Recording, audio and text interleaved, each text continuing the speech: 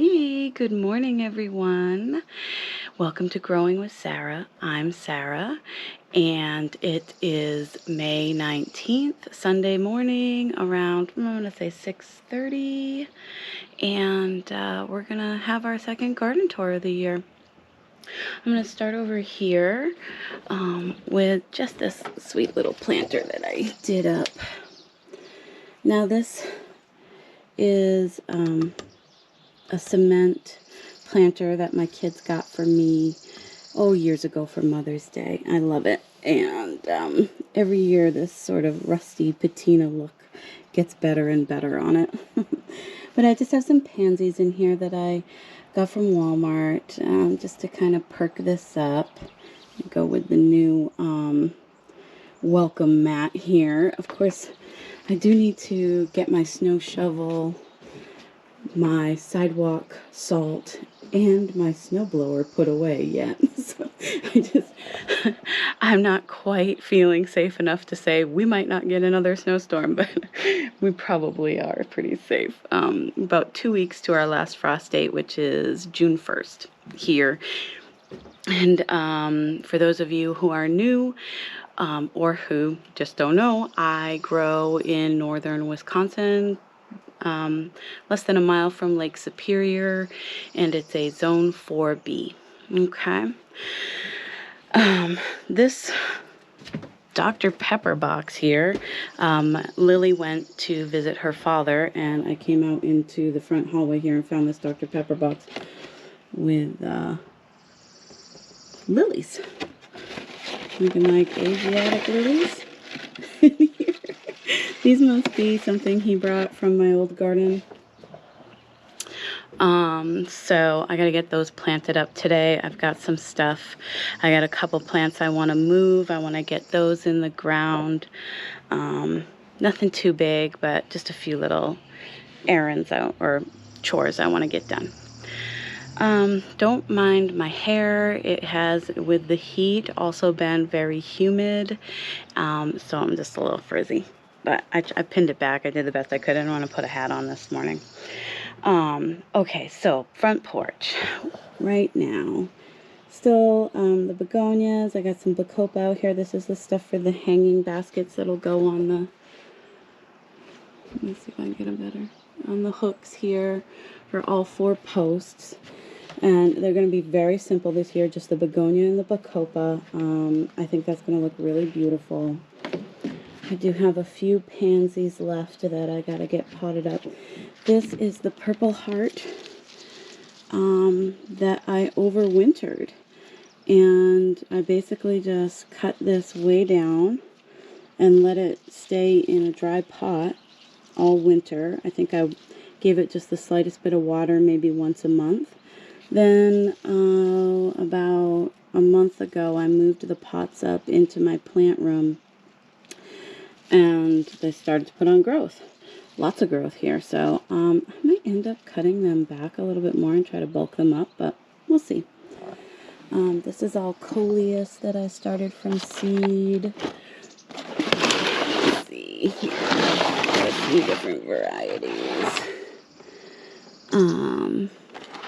Oh yeah, this is that, this is from Baker Creek. This is the Sunset Colloquial or something like that. Sunset. And then the rest of these are from, oh my goodness. I'll put it on the screen. I'll have to look at the packages, but the rest of these, there's like Kong Red, the Versa Lime mix. These are all seeds that I started last year. Outside Pride, that's the name of the company.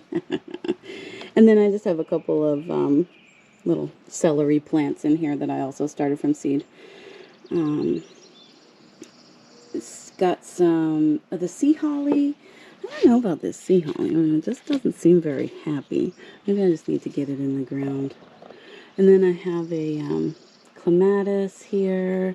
These are just from Walmart. Just the plastic packages from Walmart. Let's see. In here I have, you can kind of see starting to pop up there, These are calla lilies that I dug up and put in a paper bag and kept, you know, just I let all the foliage dry back off of these, and then put the bulbs or corms, I'm not sure what they're called, in a paper bag and kept that over the winter. And then as soon as they started to bud out a little bit, I just popped them in the dirt and they're starting to come up. This is a dahlia that definitely seems to be rotten. So probably not going to make it. This is a dahlia that is doing much better. I didn't actually put names on any of the dahlias this year, but they're all just Walmart packages. Some more pansies from seed. Let's see. These are pansies that I started from seed here, both of these containers. These are just some iris that I'm just waiting for them to dry out a bit, and then I'm going to get those in the ground. This is yarrow. It's not Love Parade. I forget what this is. Fruit Bowl? I think it's called Fruit Bowl. Yeah. From Baker Creek, I believe. Then I've got just a tray here of stuff that I started from seed. Most of this is flowers. I got some straw flowers. Let's see. Oh, this is echinacea. This is the Allen's Pride right here. Then I've got, okay, so these are both Allen's Pride, it looks like. Some of them are still just starting to pop. I got Rudbeckia here, a couple different types of Rudbeckia. This is Phlox Lavender Beauty, and this is Savannah Grass. Yep, these need to be watered. These are columbines, Nora Barlow, and Snowball. This is just some lettuce, some cauliflower. Nothing fancy happening here, just starting to pop up. These are all dahlias. I popped this one because it was getting so big, and I think I killed that. We'll see. And then there's also some stargazer lilies in there. So that's the porch. I just want to drop. Got some stuff because I'm going to be doing something over here right quick while we're walking over on this side. So I'll just drop those right down there. Let's see. Shady side of the garden is starting to pop. Let's go ahead and get down here. We'll just look at this. Still isn't really weeded out, so we'll just kind of, I'll point stuff out. So I got hostas coming up here. These are just Walmart hostas, nothing fancy. I've got a bunch of stuff kind of thrown in all over the place. This is an ostrich fern coming in right there. I do have lilies in here. I never can remember, but I'm pretty sure they are the tiger, like a double tiger lily. Got some astilbe coming back right here. More hosta, more hosta, more hosta. Got a little astilbe right here. The foxglove, so I have foxglove kind of scattered all through this. We're going to call it a border, but it's really a mess. But there's foxglove coming up kind of all over the place in here. These are the dandelions. Really got to get a lot of weeding done in this area. These are daisies. They come back and do just fine here. I'll get like one flush out of these. And this hosta actually is Captain Kirk.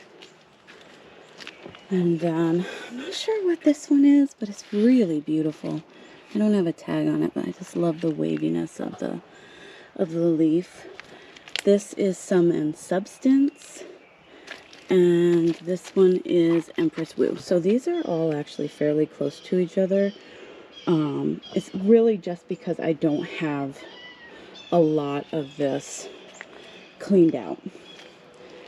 So once I have everything kind of better set up, this was something I intended to have done at the end of the year last year, and it didn't get done, so hopefully this year. But once this is all cleaned out, I'll be sort of moving hostas and different plants to spread things out a little bit better. I did put some bleeding hearts in here. These again are just from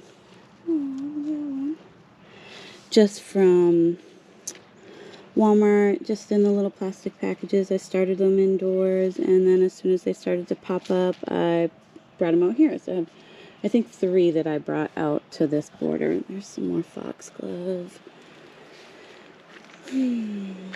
What else is exciting? Okay, more foxglove coming along here. Yeah, here's one of the other bleeding hearts right here.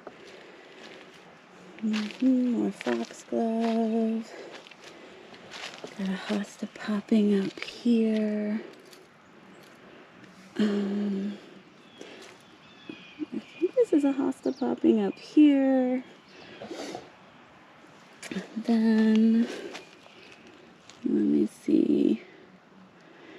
I had a maidenhair fern in there, but I don't see it popping up. But the one over here is definitely starting to throw out some little fiddleheads. Super excited about that, even though a squirrel or somebody came and tried to dig this up. There's some really pretty daffodils in here that are starting to go over. It's kind of sad to see this spring color starting to fade.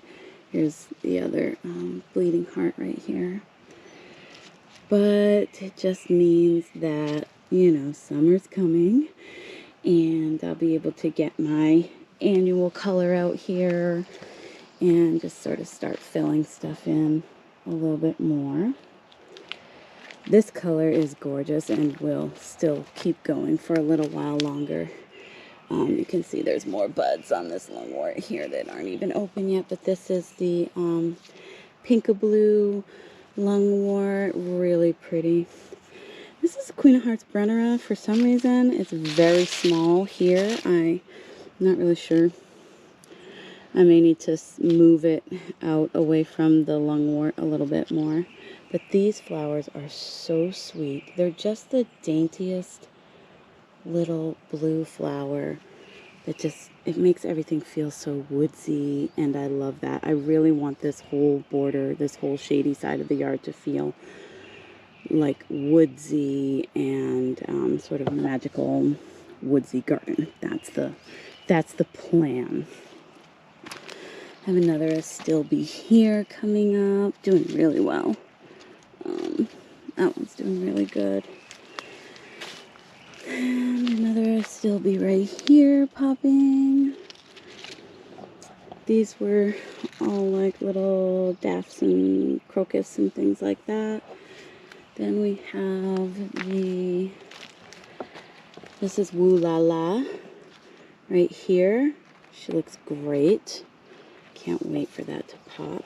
The little Muscari still looking pretty, but just about to go over. Again, I love this right here. It just feels like you're walking along sort of this woodland path and you see all these little pops of tiny flowers everywhere that just draw your imagination, and it makes me think fairy garden, that kind of stuff.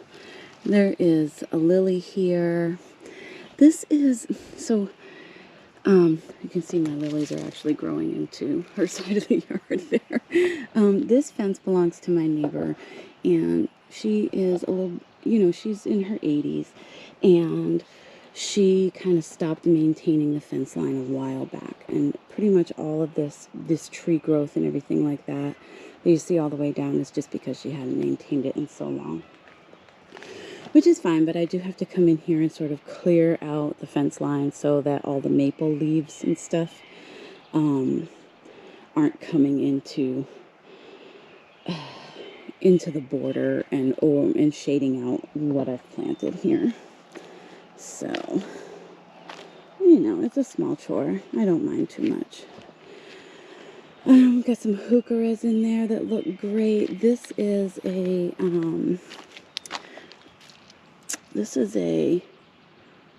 Festiva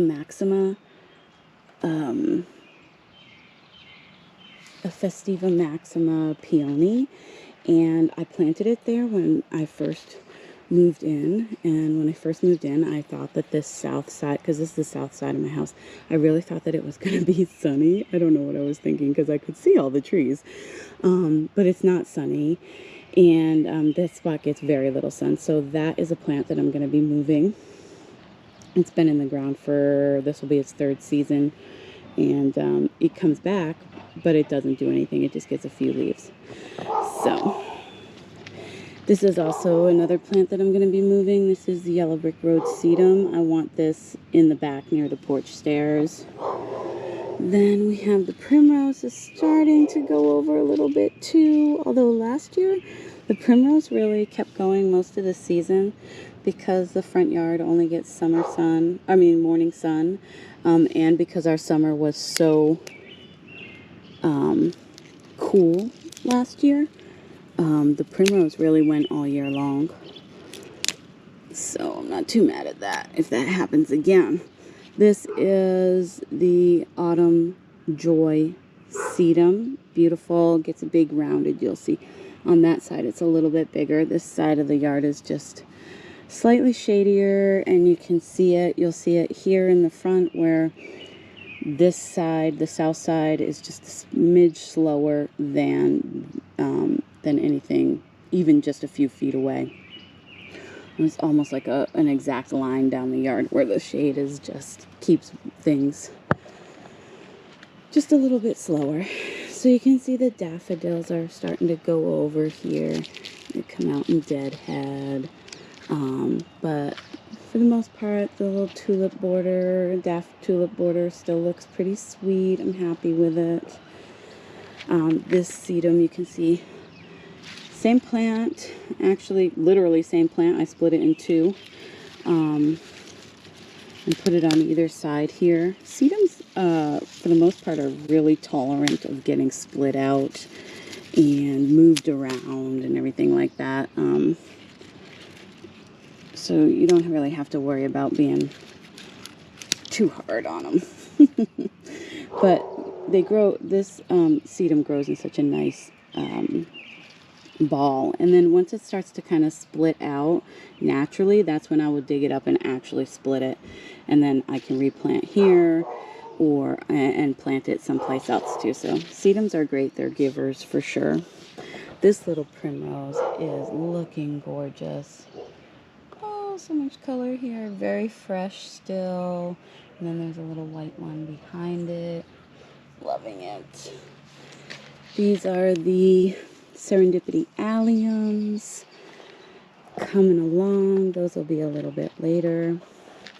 So all of the dafts sort of in through, I'm trying to get my shadow out of your way here. All of the dafts that are spread in through here are really starting to get to the end of their life cycle, which is great. Now, I haven't mowed. I don't know if you can see. Let me see. So you can see where, like, my neighbors have mowed, but I haven't. I don't plan on mowing through the end of May. So, you know, in the beginning of June, I'll mow. But I have these daffodils in here. I want to let them at least finish flowering. There's definitely not going to be completely, their leaves, their foliage won't be completely dried down and died out by the time I come in and mow in a couple of weeks.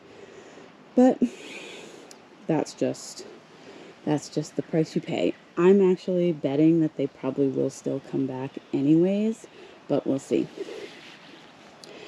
I also have crocus in here as well that you can barely see through the grass now. We've got, I think this is a curly fries hosta here. I think. And then Still nothing on the Russian sage, but I'm not giving up, not giving up. There's a bunch of stuff popping up in here. This is iris. There's Sweet William. There's phlox. Phlox there. That is the luminary backlight. Here, that is also phlox that I think is a hot pink. Pretty little daffs. Let's see, the humpback whale is slow, but starting to pop out there. I've got bleeding hearts coming up in the front. These are ones that I planted the first year I was here. They're just starting to get their buds on.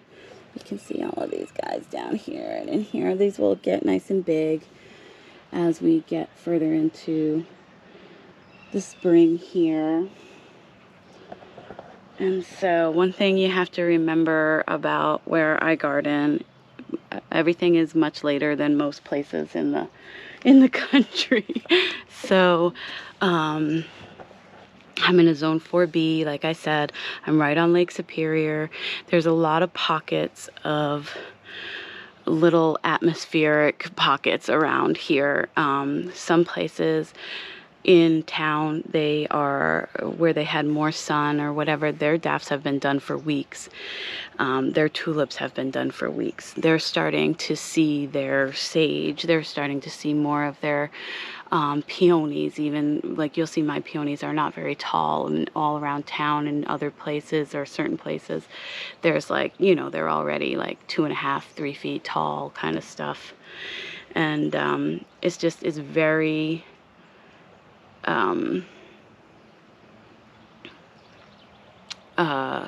spread out, even though we're all in the same sort of 4B area. And 4B is pretty cold, so a lot of the stuff that you guys maybe, if you're south of me, even an hour south of me, you're gonna be feeling like you're much further ahead of my garden. But it's just the way the cookie crumbles. And so we're a little bit slower, but I'll still be putting my annuals out. Come June 1st, I'll still be getting my annuals out, my tomatoes, my zinnias. I've already started. I'm going to start my cucumbers and squash today, so they'll have like 2 weeks of growth before I put them out. Everything's going to go out. Now, we're still having lows in the 40s overnight right now, but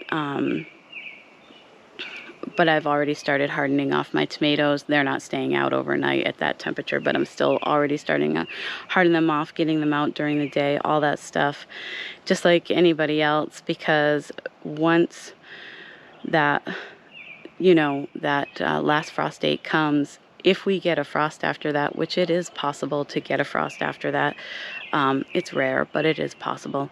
If those things die, those things die. I just don't have enough time to worry about that kind of thing. So it's a gamble. It's a little bit of a crapshoot, but it's kind of exciting too. It's like, are they gonna live?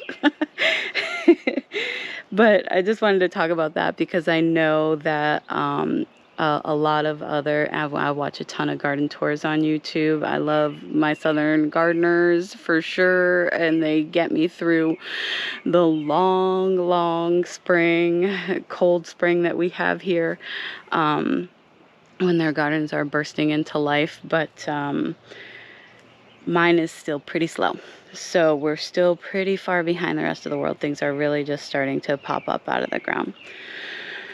Okay, that's enough of that. Let's just talk about this Queen of Hearts Brunnera. So look at this. Okay, so she's much bigger. A lot more flowers. Just really beautiful.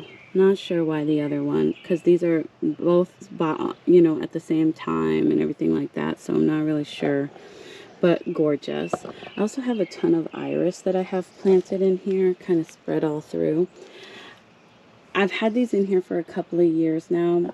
If they don't flower this year, I'm going to dig them all and move them to a place that gets a little more sun. So this area, you know, this is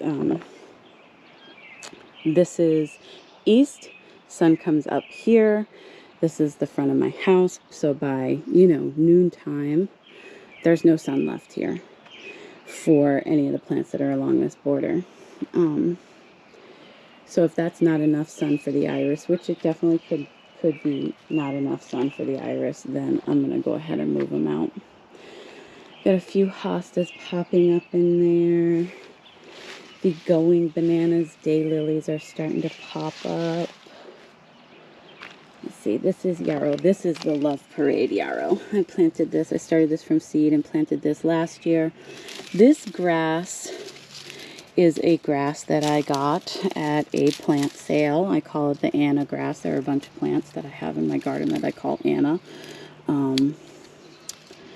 And it's gorgeous. It got plumes on it last year, but doesn't get too out of control, so I'm keeping it right here. Sometimes garden grasses, you know, perennial grasses can get insanely invasive, but this one doing just fine. I'm not seeing it pop up in too many weird places here this spring or anything. We got to do a little cleanup on it, but and then the yarrow is kind of in this little swoop in front of it. Really pretty. This clematis is starting. Here she is. And she's got a dandelion. Messing with her. Come on now. But there she is. Bernadine. She'll be beautiful this year. And there's another clematis here too, but I, for the life of me, cannot remember what it is. And I didn't put a tag in. Of course. We'll see what it is when it flowers. This is Nepeta. I believe it's Cat's Pajamas. Coming back beautiful. Again, these are the Queen of the Night tulips. They're not even open yet. You're just starting to see a little bit of color. So these will be my last spring flowers. Super happy that these are actually so late. Because like I said, it's hard when stuff starts to go over. And then I have this sort of blank spot. And I don't have a ton in this front garden yet because I'm just sort of building it slowly. I want to make sure that I don't spend money on plants that I don't really want, and I tend to start a lot of plants from seed. So if it's a perennial plant, that takes time to start from seed. So it takes a few years to get a good perennial garden going here, but I think we're doing really good. The spirea is really starting to leaf out. It's gorgeous, this chartreusey color with the red on the stems. I don't know if we can pick that up. Really pretty. Love it. Really, really pretty. Now, this right here. Oh, this is the Pride Mix. I got this at Walmart. I must have gotten them on clearance because that's like the only way I shop. Especially the only way I shopped last year for tulips, but these are stunning. I don't even know if I can get, they are, you can see they're taller than my porch. So the tallest ones are about 3 feet tall from the top of the bud down. The colors are just amazing.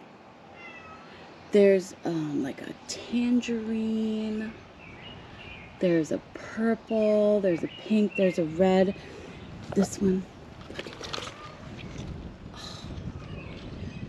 When these are open and they're in this area just gets this lovely little breeze, you can see the movement. This is stunning. This is gorgeous. If they have these again at Walmart this year, and I got 30 of them, a 30 pack. These came in a 30 pack. If they have these again at Walmart this year, I'm gonna buy 2 to 3 more and just pop them in bunches all the way down this border. These are the most beautiful tulips. I think And I have some pretty tulips we're going to get into the backyard, but this grouping is so amazingly stunning. I'm blown away by it. I can't get enough of it. I love it. Oh, it's really gorgeous. Okay, I could stare at these forever, but let's look back here. So back here I have, these are Casablanca lilies. These are gigantum alliums, which, oh my god, I'm starting to get a little head on this one. This is a plant that I'm going to be moving here. This is Rudbeckia. That's a Triloba Rudbeckia, which I have kind of in a few different places going down this border. I need to move that one out because obviously it is getting covered up by the gigantium alliums.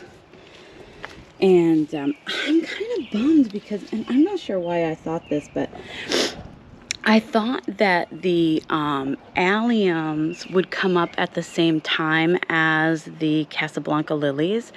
Oh, that's bad lighting. And that I was going to get sort of that show here, so that I would have like the tulips go, and then the Casablancas would come up behind them, and the alliums would come up behind them later on in the season. And then I'd have this big show here. But Casablanca lilies are very late, so I won't even see flowers on those until late summer. But it definitely looks like the alliums aren't going to take that long. If they're a little headed, they're just not going to take that long. So it'll be more like, okay, I get tulips, alliums, then Casablancas. So I'm thinking about putting, I don't know, maybe a clematis, which would be okay to have a clematis behind these gigantium alliums because clematis like to have their feet in the shade. So I could put just a, like even a little bit of fencing or like wire, like plastic mesh even, and just kind of hook it to the side of the house here and have a clematis climb up that. Or I could get a trellis. I feel like I would want to have a decent sized trellis, which could be expensive, and I don't know if I want to spend that kind of money, but I could just put some hooks in and put a little plastic trellising right there that you can't even see from a distance really, and then just have the clematis climb up that. We'll see. We'll see. Or maybe some hollyhocks. I have a lot of hollyhocks that I want to put out this year too. Last time we talked about this hydrangea. It's looking okay. Still not as good as the other ones, but it looks like it's okay. Maybe I'm just being a little jumping the gun, being a little over dramatic with that one not surviving, because I think it's going to be just fine. This one, obviously bigger, looks great. I'm in love with it. I can't wait for these to be mature. They're so beautiful. And again, those are like a lace cap, so they have a flatter disc of flowers, and the flowers are open, unlike a panicle hydrangea, where those flowers that you see, sorry, I don't know what's going on with my bangs right now, they're not open. They don't have pollen. They're sterile. And so the bee has to go, they're not actually really flowers. So the bee has to go deeper or the pollinator, whoever the pollinator is, has to go deeper into the panicle flower situation to get to the actual pollen. But these will be the lace cap, which is almost entirely open flower, so that the bees and pollinators don't have to work so hard to actually get to the pollen. Okay, so I'm definitely gonna, so this whole area right here next to the like gas meter here, I'm gonna clear this out. This is some sort of bush or tree that's been growing here, and I keep meaning to cut it back. There's like a little stump down there. I'm gonna take this all down. I'm gonna lay it over with cardboard, mulch it hard, and I'm putting hollyhocks in here. So I'm gonna have just a ton of hollyhocks that can cover up this meter I mean, I don't really necessarily care or think it's ugly or whatever, but I just think it would look a lot prettier, obviously, if there were, 7, 8 foot tall hollyhocks here. And then too, if somebody had to come and work on this, I wouldn't feel bad if I had to cut those hollyhocks back because they're not expensive, they're easy to replace, and they probably would come back the next year even with getting cut back. Let's see. Here's the hose. Oh, I gotta get out here and finish reading this too, but these little species tulips are getting ready to bloom. So cool. And then this is a Hawaiian coral peony right here. And you can see the difference. So this I just put in last fall.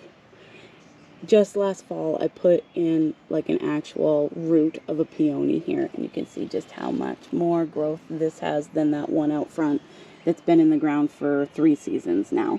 So the sunlight makes a difference there for sure. Look at all these dandelions in my grass. Oh my goodness. I'll tell you, the bees love it though. They are so happy. All the bees, all the little butterflies.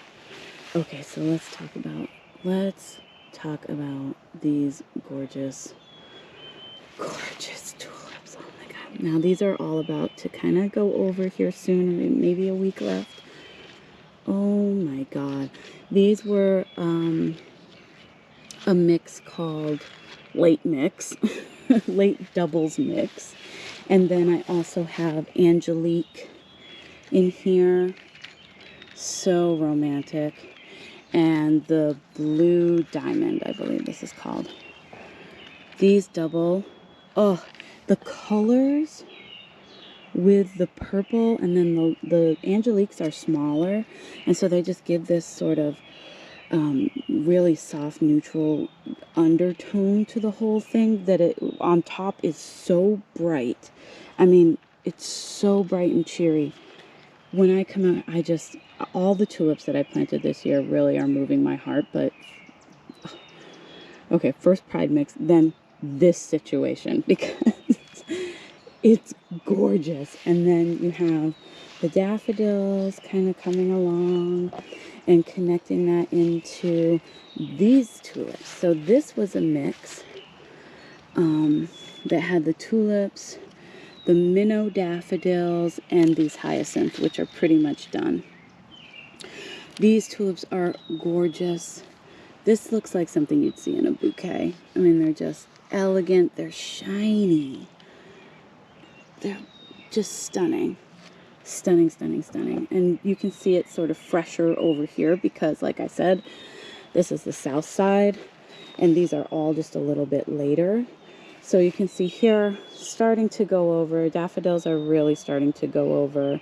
These are, sorry, I'm not getting my sunlight quite right for you guys today. These tulips are still in good shape, but these are the fresher of that grouping. You can see some of the hyacinths are still good, and the little minnow daffodils. Adorable, adorable. The bigger daffs over here, still starting to go over a little bit, but not too bad. I actually think there's some that haven't even bloomed yet here. Haven't even opened up yet. And then you can see this late mix, and with the Angelique and the blue diamond mixed in here, just a little bit fresher. These are so gorgeous. Oh, look at this. These are just stunning. Loving this so much. Moving my heart. This is the mix, I'm gonna call this the Flower Hill mix. Okay, a lot of these are starting to go over, and then we have new ones starting to bloom. So these ones here, these sort of tall Darwin-y ones with the little bit of yellow on the edges, those red, those have lasted very long. Like those are some of the first ones to come up, and they still look fresh. The doubles, these softer yellows with the red sort of edging, they're starting to fry. They're starting to be done.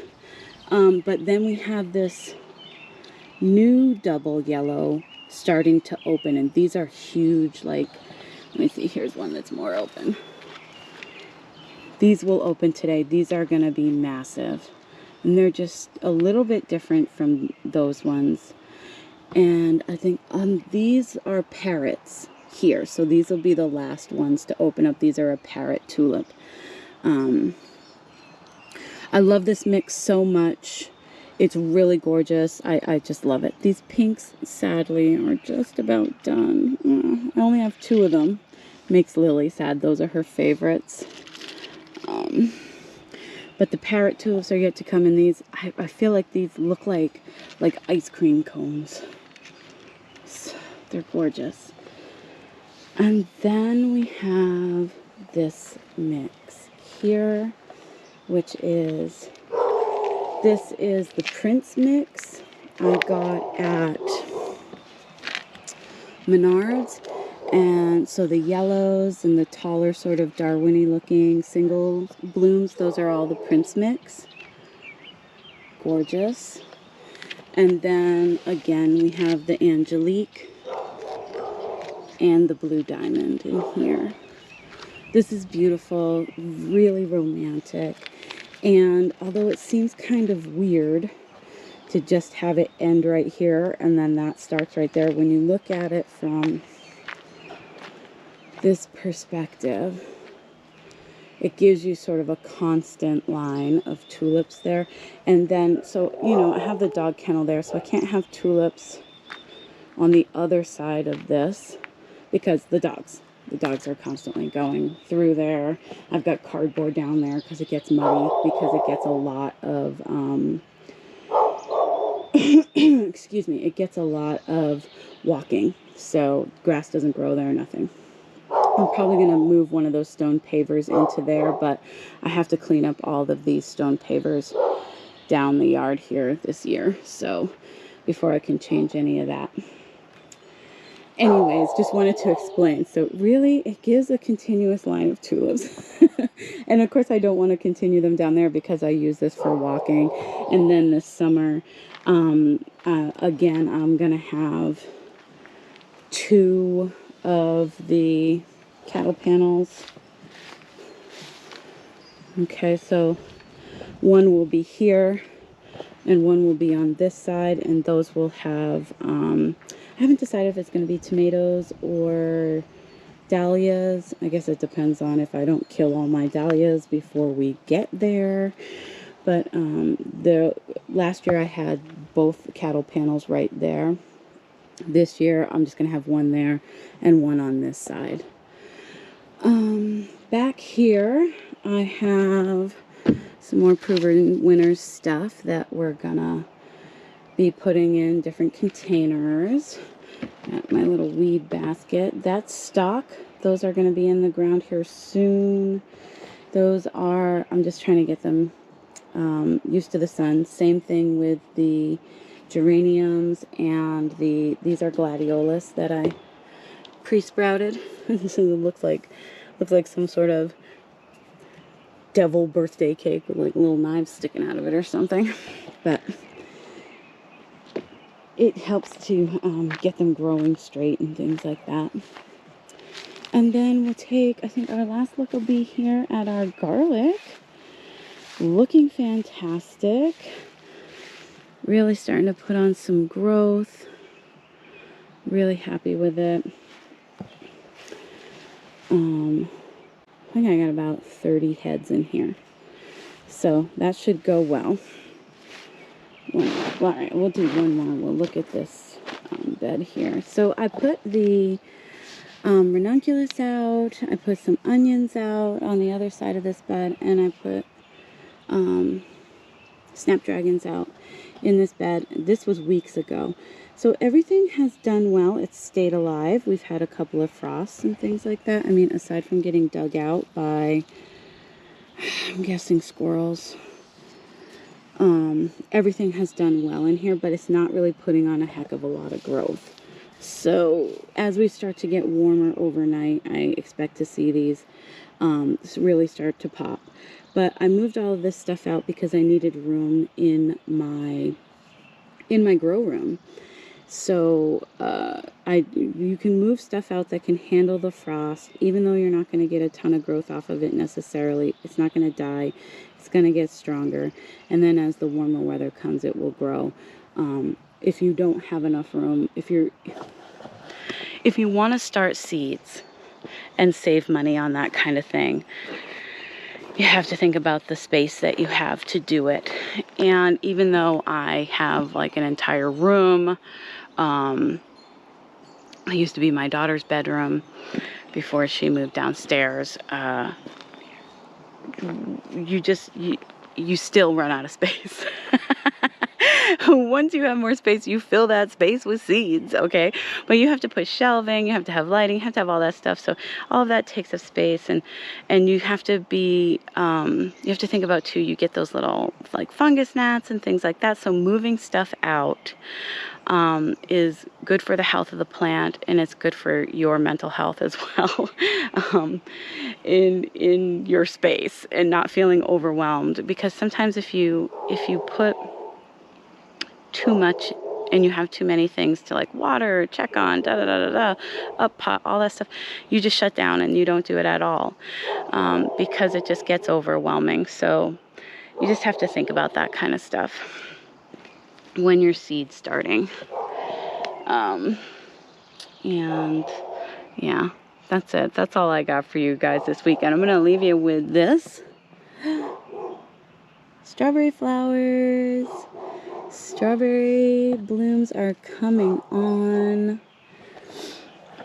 And I thank you for watching, for walking around with me, for listening. And I hope you guys have a great week. And I will see you next Sunday. Bye.